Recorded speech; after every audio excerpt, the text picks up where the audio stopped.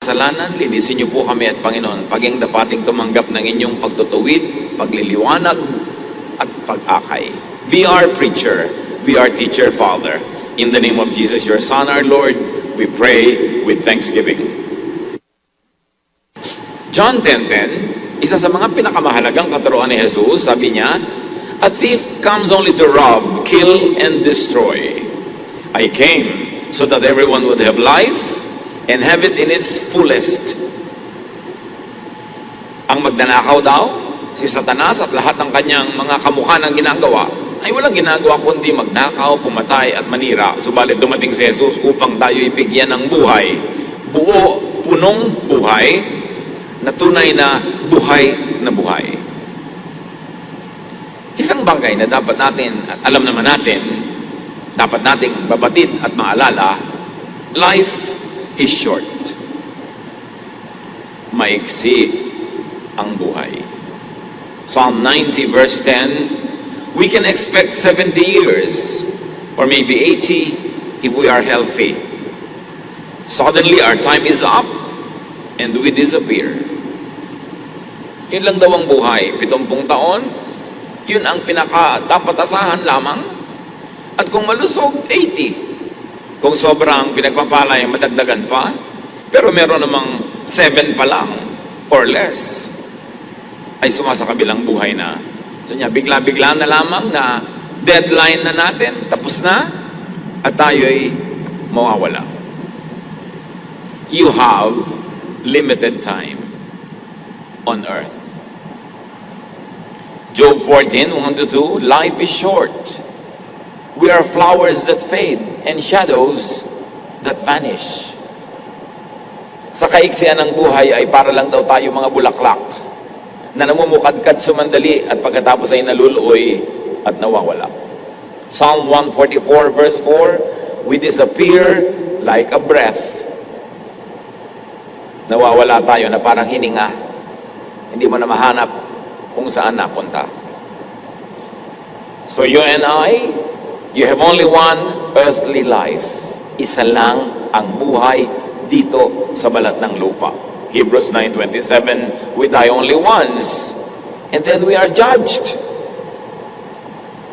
At sa judgment na yun, hindi lamang naging mabuti ka ba o masama, kundi sinulit mo ba ang buhay? Yung ipinahiram sa iyong sandali, sulit ba o nasayang? Naipamuhay mo ba ang assignment mo? Nagawa mo ba ang dapat mong gawin at gusto mong gawin? O dumaan ka lamang nang wala ka man lang naiwang bakas? Wala ka man lamang dalasap na ligaya para kang hindi nabuhay? Because you have only one life, you have only one true self. Isa lang ang tunay mong ikaw. Ang mga tao, maraming balat kayo, maraming kunwari, maraming maskara, pero isa lang ang tunay na ikaw. Psalm 139:13, 15-16, for you created my inmost being, O God, you knit me together in my mother's womb. Kayo po, O Diyos, ang bumuo sa kaloob-looban, kahimay-himaymayan ng aking pagkatao. Kayo ang tumahi, nagtagni-tagni, bumuo sa akin. My frame was not hidden from you when I was made in the secret place, when I was woven together in the depths of the earth. Hindi po lingid sa inyo, Diyos, ang aking buong pagkatao. Kasi kayo ang lumikha sa akin. Your eyes saw my unformed body. All the days ordained for me were written in your book before one of them came to be. At dahil kayo ang lumikha sa akin, kayo ang nagbigay sa akin ng assignment kung paano ako mabubuhay. Kayo ang nagbigay sa akin ng assignment kung saan ako lulugar, ano ang aking gagawin. Kaya para na rin binigyan nyo ng script ang buhay ko kung paano ko ito gagampanan. Alam nyo ang aking gagawin, ang magugustuhan, ang aking aayawin. Alam nyo ang aking magiging mga hilig. Dahil kayo ang lumikha sa akin. At dahil dyan, alam nyo, generally speaking, kung ano ang tatahakin kong landas, anong buhay ang aking isasabuhay. Alam yun ng Diyos. And because you have only one true self, therefore you only have real one life. Yung sinasabi ni Jesus, I came that you might have your life and that you will have it to the full. You have only one life to live. If you are living someone else's life, you are cheating yourself. And that's someone. Marami po sa atin malungkot kasi hindi tayo nabubuhay ng gusto natin. Nabubuhay ka dahil ito gusto ng magulang mo, dahil ito gusto ng asawa mo, dahil ito gusto ng kaibigan mo, ito gusto ng anak mo, ito ang gusto ng lipunan para sa iyo. Pero ikaw ba talaga ay ikaw? Buong buhay na lang mula pagkabata, pinaglalaban mo, alam mo man o hindi na mamuhay ka ayon sa iyong katotohanan. Pero maraming makapangyarihan sa paligid mo na telling you how to live. Hindi dapat ang gusto mong kulay, hindi dapat ganyan ang hilig mong pagkain, hindi dapat ganito ang kan mo. Dahil ito ang gusto ko, ako ang may kapangyarihan sa iyo. Ako ang nagpapakain sa iyo. Habang bata, yes, why not turuan ng mga positive values and godly values dahil inuhubog. Pero pagkatapos ng pagkabata, pinapayagan na tayo dapat na lumago, parang halaman, kung saan mo gustong dalhin ang iyong sanga, kung anong gusto mong maging kulay. At patapos na ikaw ay makalaya sa imposition ng iyong mga lolo, lola, mga magulang, mag-aasawa ka, imposition naman ng asawa mo ngayon kung paano ka mabubuhay. Siyempre may adjustment ka kasi may asawa ka, lalo to ko sa iyong puri, katapatan sa kanya. Pero yung bang gusto mong gawin, yung profesyon, yung trabaho, yung gusto mong maging ayos mo, talaga bang dapat pinapakialaman yan kahit ng asawa? Meron ba talagang karapatan ng sino man to tell you kung sino ka dapat maging? Diyos ang lumikha sa iyo. At kung ano ang iyong nadarama, kung anong likas, kung anong totoo, yun ang likha sa iyo. Psalm 139:14, I praise you because of the wonderful way you created me. Everything you do is marvelous, including me. Of this, I have no doubt. Pero marami sa atin, lumaki at tumanda na lang, napapaniwala ng iba na wala tayong kwenta, mali tayo, we are a mistake. Dahil hindi tayo sumusunod sa kanilang kagustuhan. Pero sabi niya, lahat ng inyong nilikha, pabuloso, maganda, kahanga-hanga. At ikay nilikha ng Diyos, therefore kasali ka sa magandang bagay na yon. Because you have only one true self and one true life, you have only one true love. Ano ba talagang gusto mong gawin sa buhay? Ano ba talaga ang gusto mong profesyon? Ano ba talaga ang gusto mong mahalin na gawain, mahalin na mga activities, mga paniniwala? You have only one true dream. And because of that, you have only one true enjoyment. Are you enjoying your true enjoyment? Or are you living a life according to the script of someone else para sa kanyang enjoyment pero hindi para sa iyo? Ano man ang nais mong mahalin dahil maiksi ang buhay, mahalin mo na.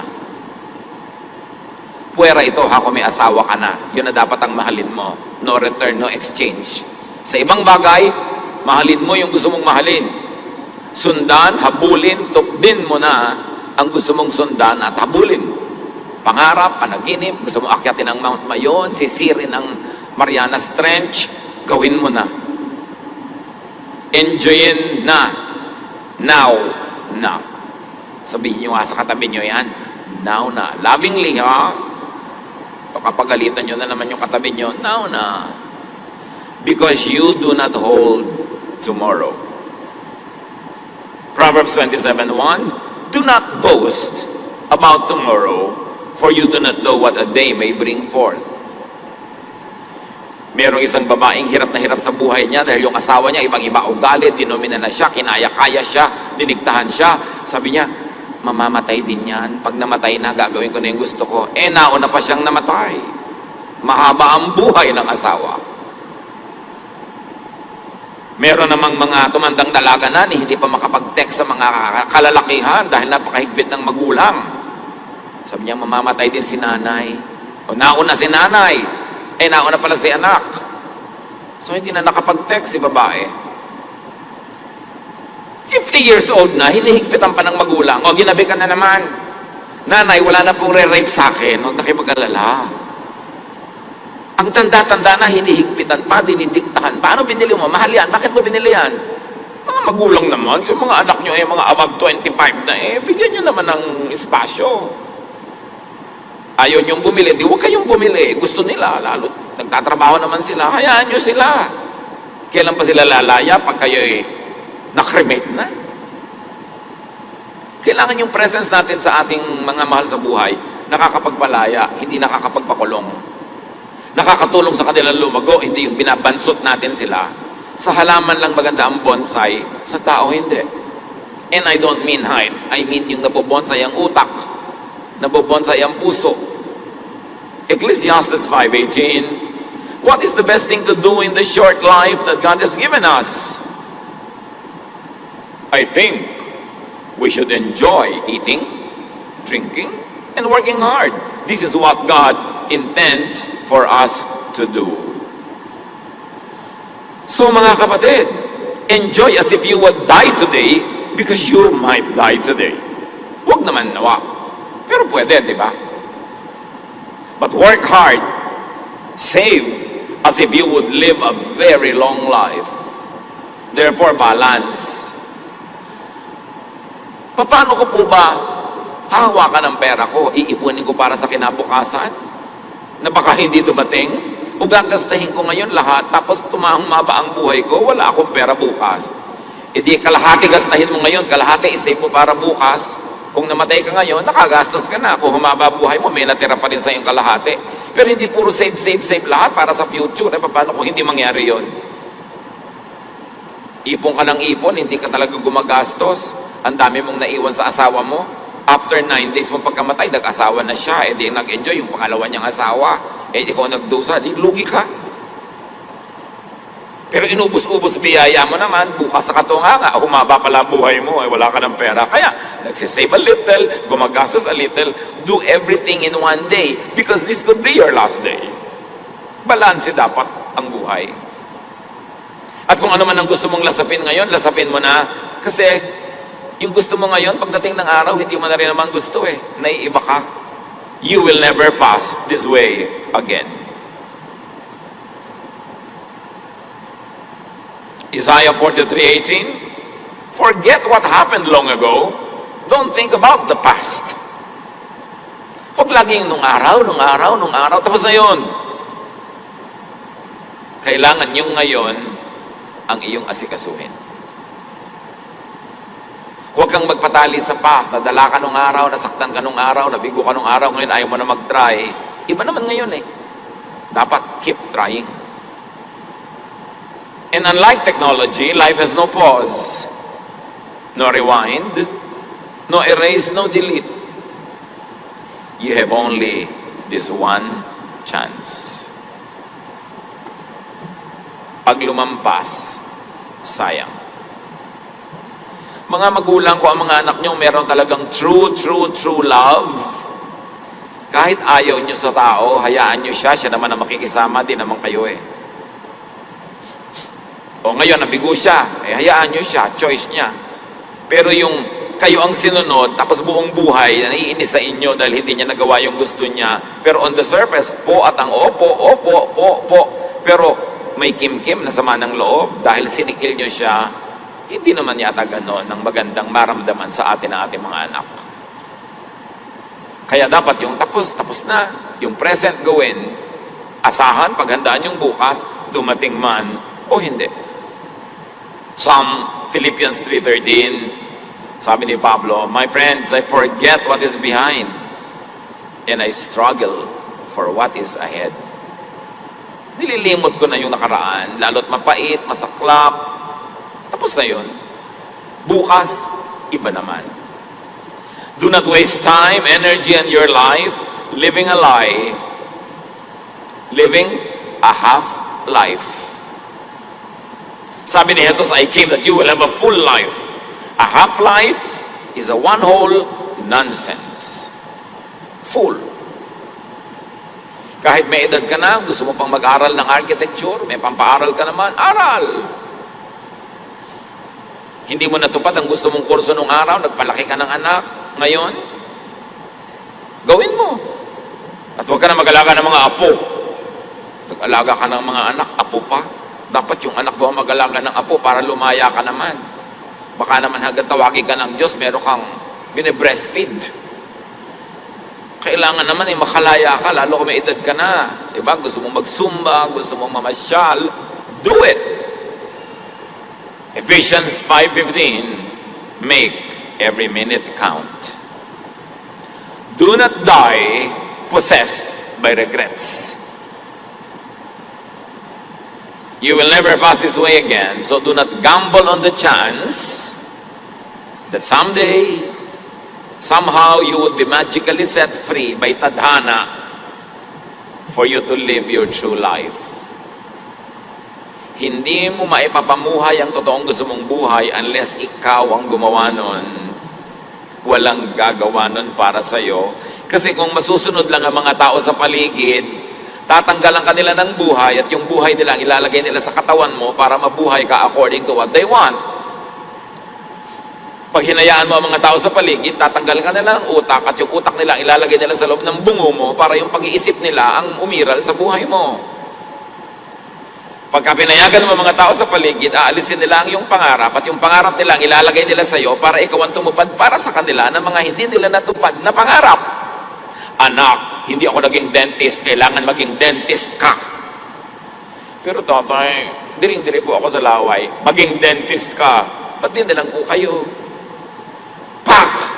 Bigla kami narinig na pak. Bakit nga ba?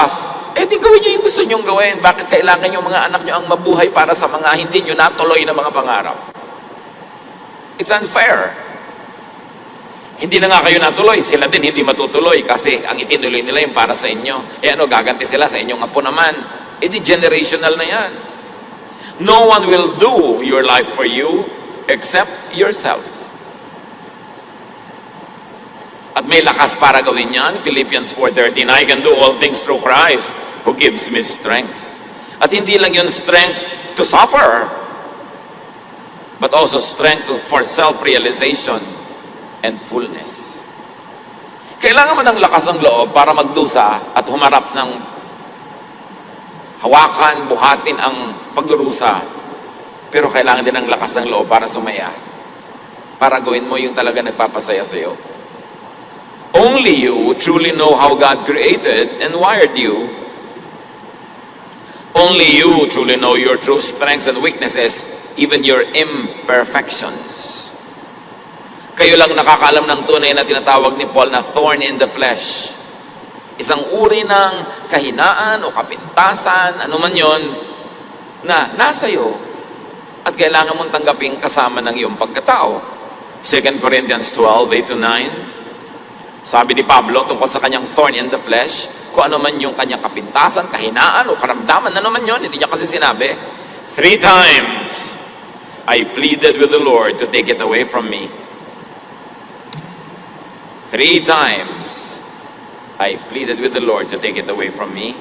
But He said to me, my grace is sufficient for you, for my power is made perfect in weakness.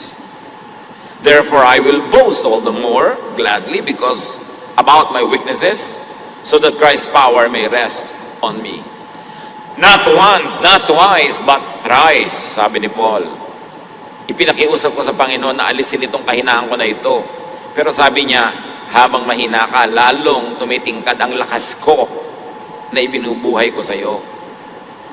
Sabi ganun, kaya sabi ni Pablo, kaya lalo kung pwedeng sana ipagyabang pa at ipagmalaki ang aking mga kahinaan. Dahil imagine, sa kabila ng kahinaan ko, ginagamit ako ng Panginoon. Sa kabila ng kapintasan ko, nagiging instrumento ako ng Diyos. Sa kabila ng aking thorn in the flesh, the Lord enables me to do great things. Therefore, it is good to have these weaknesses if only the strength of the Lord would be emphasized and glorified. Kaya yung mga sinasabi mong mag-serve ka, magturo ka sa Bible study. Naku, hindi po ako pwede dyan kasi mahina ako. Eh, malakas ang Panginoon. Sumigi ka. Lalong makikita ang lakas ng Panginoon habang mahina ka pala. Meron ako isang kaibigan, marami siyang Bible study, tinuruan, matagal. Ngayon, handa na mag-baptize. Nagte-text sa akin kung pwede ko daw i-baptize. Sige, ba't di ikaw magbaptize? Ikaw ang nagturo sa kanila, ikaw ang nagdala sa Panginoon. Sabi, naku, hindi ako worthy. Sige, wala namang worthy eh. In spite of your weakness, pag ginawa mo yan, nag-glorify ang Panginoon. Huwag mong hayaan na yung mga weaknesses mo, kapintasan mo, maging dahilan para hindi ka maglingkod. Sinasabi mo, ikaw, magturo ka. Naku, boses na pipilas na lata po ako. Hayaan mo sila. Basta ang mahal ka, yung content ng sinasabi mo. Hindi yung gagawin mong dahilan yung weakness mo para hindi ka mag-serve. Sabi ni Paul, all the more gladly I will boast about my thorn in the flesh. Can you imagine? Kahit ganito lang ako, kahit may kapintasan ako at kahinaan, ginagamit ako ng Panginoon for God's glory. That is nice. So accept and live with your thorn in the flesh. May mga bagay sa ating pagkatao na pwedeng baguhin. Baguhin. Pero may mga hindi. Tanggapin. Ituloy ang buhay and depend on God. At dapat meron tayong wisdom to know the difference kung ano yung pwedeng baguhin at ano yung hindi. Ano yung hindi? Yung likas. Yung ipinanganak ka pa lang, ganoon ka na. Bata ka pang munti. Wala ka pa nababasang libro. Wala pa nakaka-influence sa yung kung ano-ano. Ganoon ka na. Di ikaw ang ganoon na nilikha ng Diyos. Tanggapin. At tayo man, dapat natin tanggapin ang ating mga anak, kapatid, pamangkin, kamag-anak. Kung nilikha sila ng Diyos in the unique way that God created them. And we should assist them to have a full life instead of we hide them, we punish them for being who they are. Sabi nga ulit ng Psalm 139, 13 and 16, for you, O God, created my inmost being. You knit me together in my mother's womb. All the days ordained for me were written in your book before one of them came to be. So it was God who created and wired you. At sabi ni Paul, sa kabila ng kanyang mga kahinaan, ginamit siya ng Panginoon wonderfully. 1 Corinthians 15:10, but God was kind. He made me what I am. And His wonderful kindness wasn't wasted. Hindi ako nasayang, hindi nasayang ang paglikha sa akin ng Diyos kahit ako may thorn in the flesh. So grow, achieve, serve, in spite of. Only you know how true and honest and faithful you really are to your Creator, to your inborn self, to your true aspirations. Kayo at bukod tanging kayo lamang ang makababatid kung kayo'y matapat sa inyong tunay na pagkakalikha ng Diyos, pagkatao, at sa inyong mga tunay na hinahangad, mga pangarap at adhikain. Do you betray your own aspirations just to please others? Be faithful to your Maker first, then to your true self, before being faithful to the impossible expectations of society. Jesus set you free from impossible expectations of the law, of society, of values of people around you. Galatians 5:1, it is for freedom that Christ has set us free. Stand firm then, and do not let yourselves be burdened again by a yoke of slavery. And this is slavery to the law, to tradition, to the expectations of society. And don't be a slave. Live correctly, exercise your freedom as long as your freedom does not infringe upon the freedom of others. Because your freedom stops when it begins to interlap, it begins to intrude into the freedom of others.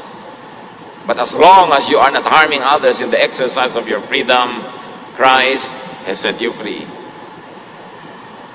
Stop slavery to tradition, to the religious legalism, slavery to social expectation. Maging totoo sa sarili. Psalm 51:6, surely you desire truth in the inner parts. Sa kaloob-looban, sa puso, sa kaibuturan ng damdamin, ang gusto ng Panginoon ay katotohanan. Ecclesiastes 7:13, think of what God has done If God makes something crooked, can you make it straight? Pwede mo bang ibahin ang likha ng Diyos? Pwede mo bang ibahin ang pagkatao na Diyos ang lumikha? Ang pagkatao pwedeng improvein, pwedeng ayusin, pero hindi pwedeng ibahin apart from its original creation. Pwedeng i-fine-tune, but you could only be the better version of your own true self. You cannot be someone else. Continue to improve within the bounds of your truth, but you cannot be improving in the area where you are not really truthful to yourself. Be freed. Live by the teachings of Jesus. Binabago natin ating ugali para mas maging mabuti tayong tao. Binabago natin ang ating method para mas improve ang ating trabaho. Binabago natin ang ating mga pamamaraan para mas guminhawa ang buhay. Pero yung ikaw, paano mo babaguhin yun? Pwedeng improvein. Pwedeng patalasin ang isang kutsilyo, pero hindi siya pwedeng gawing bulaklak. Kutsilyo siya. So, be truthful about how you handle yourself and be realistic about your expectations of yourself and of others so that you will not curtail the freedom of other people. Do not be enslaved by other people's teachings. Only be set free by the teachings of Jesus. Do not be enslaved by faulty, oppressive interpretation of Scripture. Madali namang sabihin God said. Pero sometimes, He said that God said. Siya lang palang may sabi, hindi naman ng Diyos. O kaya, baluktot ang interpretation and application. So, lahat ng mga God said, teaching, salain sa katuruan ni Jesus, at yung lalampas lang doon, ang marapat ipamuhay. Because Christ changed all the law and gave only one command, and that is a command to love one another. Unless against the spirit of Jesus' teachings, love your true love. Live your true dream. Enjoy your true fun. Liban na lamang na lumalabag sa kautusan ni Jesus, sundin ang puso. Ecclesiastes 11:8-9, even if you live to a ripe old age, you should try to enjoy each day, because darkness or death will come and will last a long time. Kung nasaan ka, pero yung iba nun, sobrang religyoso, sobrang stricto, mali na. Hindi ka na, nalunod ka na tuloy sa bigat ng kasuotan mo. At naligo ka sa beach, pag ahon mo, may dala ka 3 kilong buhangin. Di ba nila magpapagawa ka ng bahay, hindi mo kailangan yon. So be cheerful and enjoy your life while you are young. Sabi na Ecclesiastes, do what you want and find pleasure in what you see. Sabi lang, only God will judge you. Ibig sabihin, pag may sumobra ka, mali ang ginawa mo, God will judge you. Pero hindi lang yun ang judgment. Yung masarap at maganda mong pwedeng gawin, hindi mo ginawa, ma-judge ka rin. Dahil sasabihin ng Diyos, sinayang mo ang ipinahiram ko sa iyong buhay. Gusto ko maligaya ka. Mali ang pagkakakilala mo sa akin. Ano ako, killjoy? Ano ako, gusto ko magdusa ka? Kaya nga kita kinreate, ang regalo yung ay buhay. Regalo yan, hindi ang parusa. Ba't ka nagdurusa lagi? Magdusa ka lang kung kailangan. Pero ito pwedeng hindi magdusa, mag-enjoy ka. Merong Jesus limits, syempre yon. You must not break the law of love for others.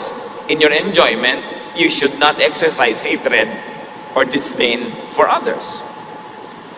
Doon sa tinatawag nating alibughang anak, the prodigal son, Luke 15:12-13, the younger son said to his father, "Give me my share of the property." So the father divided his property between his 2 sons. Not long after that, the younger son packed up everything he owned and left for a foreign country where he wasted all his money in wild living. 99.99999% lahat ng pagtuturo tungkol sa istoryang ito, minamasama ang ginawa nitong anak na ito. Pero hindi naman napapansin ang lahat ng nagbabasa ng Bible. Yung tatay sa storya, representing God, hindi niya minasama ang ginawa ng kanyang anak. Sa katunayan, pag uwi ng anak niya, walang sumbat, walang sermon, dali-dali niyang sinalubong, patakbo pa niyang sinalubong at niyakap, pinasuutan ng sandalyas, ng singsing, ng balabal, nirestore ang kanyang posisyon sa kanyang tahanan, bagamat ini-insist ng anak, hindi po ako naging mabuting anak, gawin niyo lang po akong katulong, huwag niyo na ako sweldohan, pakanin niyo lang ako, mas maganda pang kalagayan ko dito kaysa doon sa labas. The father heard none of it. And the lesson here should be learned from the father, not from the preachers against the son. Dahil sa storya, kahit mula sa bibig ni Jesus, wala tayong narinig na minasama yun. Ang tanong ay ito, was the younger son the one who was true to himself? Kasi may kapatid pa siya, may kuya. Hindi gumasta ni hindi naglitsyo ng maliit na kambing, laging nagtatrabaho, laging correct, laging proper. Pagkatapos ng umuwi itong kapatid niya, galit siya, ayaw niya sumama sa kasiyahan, at sinumbatan niya ang tatay niya. Ang tinutino kong anak, lagi ako nagtatrabaho, hindi niyo man ako pinaghanda kahit kailan. Lagi ako nagsasakripisyo. At sabi ng tatay, sino may sabi magsakripisyo ka? Nandito ka lagi. Everything I have is yours. Anong problema mo? Ba't ka nagtiis ng nagtiis? Itong kapatid mo, naligaw. Ngayon umuwi. Magsaya tayo. Sabi ng tatay. So, sino sa dalawang anak na ito ang mas totoo sa sarili? At alam ng tatay yon, nandito ka, tiis ka ng tiis, tipid ka ng tipid. Pero ang totoo, nagagalit ka sa buhay mo, nagagalit ka sa akin, nagrereklamo ka, kaya yan, lumabas. Yung kapatid mo, pareho lang kayo. Kaya lang siya, ginawa niya yung gusto niya. Ikaw nagtiis, nagtipid. Tapos ngayon, magrereklamo ka. So, did the truthfulness of the younger son reveal and define the truth about the father?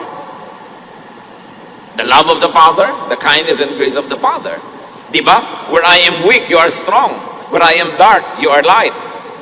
At dahil sa kahinaan nitong anak na bunso, na ipakita ang kalakasan ng kanyang ama. At dahil sa kanyang pagpapabaya, dahil sa kanyang pag-abuso, na ipakita ang pag-ibig ng ama. Hindi ba yun ang lesson ng kwentong ito? Ano ka man, mahal ka ng Diyos. Nagkamali ka, bumalik ka lang, i-restore ka ng Diyos. Yung akala mo hindi nagkakamali, laging ganyan, proper, correct, laging naka-long sleeve, naka-close neck dito, laging banal. Anong kalooban? Alam din yun ng ama.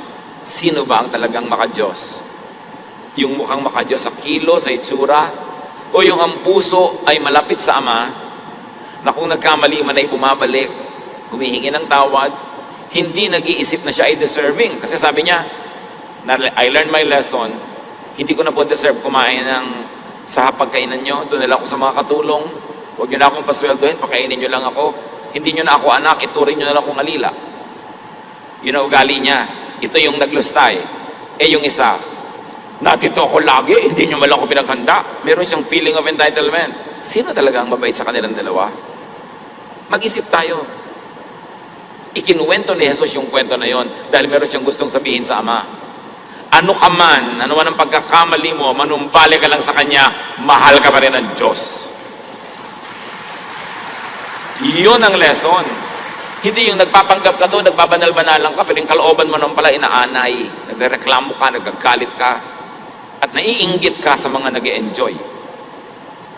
Kaya inis na inis ka nag-e-enjoy, gusto mong ipahiya, gusto mong mapagalitan sila, kasi may inggit ka pala eh. Do you know that every form of criticism is an expression of envy? Na yung mga pintasera, inggitera yan, magkapatid na kambal, ang pintas at inggit. Kaya namimintas na iinggit. Kasi kung hindi naiinggit, hindi dapat naaawa ka. Makasalanan siya, kawawa naman. Pero makasalanan siya, dapat siyang parusahan. May inggit yun.